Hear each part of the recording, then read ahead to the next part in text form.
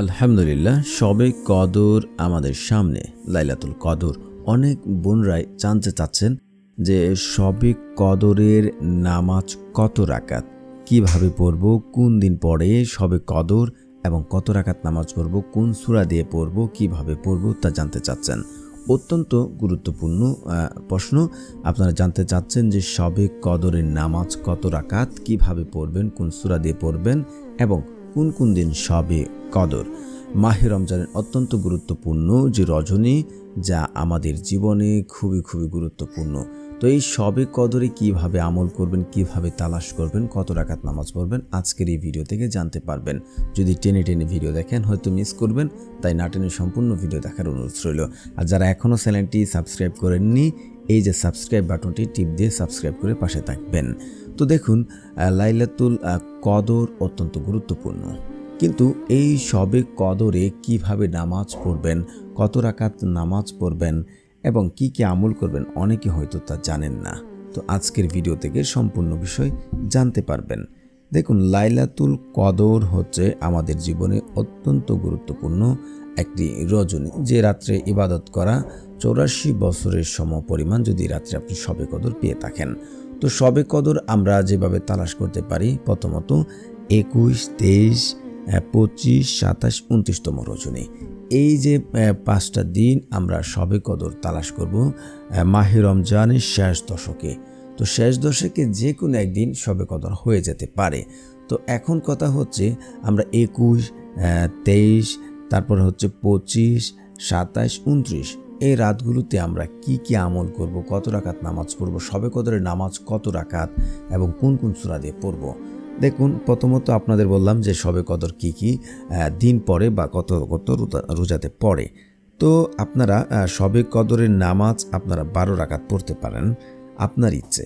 আপনি 12 রাকাত পড়তে পারেন, 20 রাকাত পড়তে পারেন, আপনি সারা রাত ইবাদত করতে পারেন। এখানে কোনো বাধ্যবাধকতা নেই। মাহে রমজানে ইবাদত করলে ডাবল বোনাস।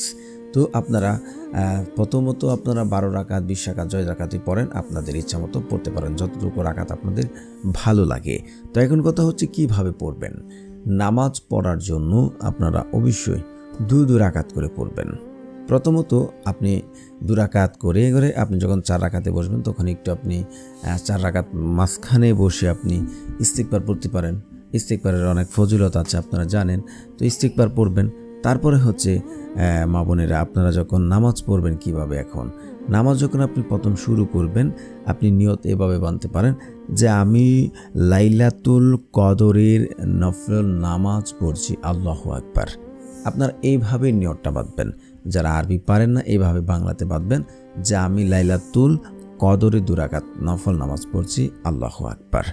আপনি যখন পড়বেন তখন আপনি সানা পড়বেন, তারপর বিসমিল্লাহ সহকারে আপনি সূরা ফাতিহা পড়ে নেবেন। তারপর আপনি যে কোনো সূরা পড়তে পারেন, সূরা ইখলাস, সূরা নাস, যদি আপনি বড় সূরা পারেন আপনি বড় সূরাও পড়তে পারেন, কোনো বাধ্যবাধকতা নেই। আপনি প্রথম সূরা ফাতিহা পড়ার পর যে কোনো একটি সূরা মিলাবেন।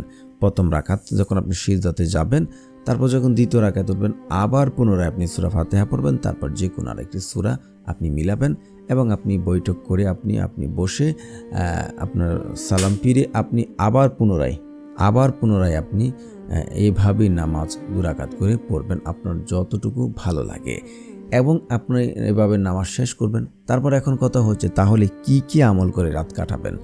এই রাত্রে আপনি আমল করতে পারেন, সারা রাত নামাজ পড়তে পারেন। তারপর হচ্ছে আপনি বেশি ইস্তিগফার পড়বেন। ইস্তিগফার যে ব্যক্তি বেশি করে, আল্লাহ তাআলা তাকে ক্ষমা করে দেয়, তার অভাব দূর করে দেয়, তার বিপদ আপদ দূর করে দেয়, তাকে রিজিকের সন্ধান দেন।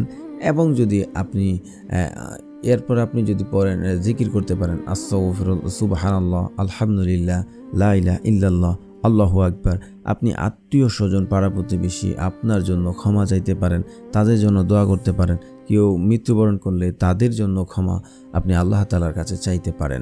তো আপনারা বুঝতে পেরেছেন কিভাবে নামাজ পড়বেন, কত রাকাত নামাজ পড়বেন, কোন দিন শবে কদর তালাশ করবেন এবং কি আমল করে রাতটি কাটাবেন। ধন্যবাদ এতক্ষণ ধরে ভিডিওটি দেখার জন্য।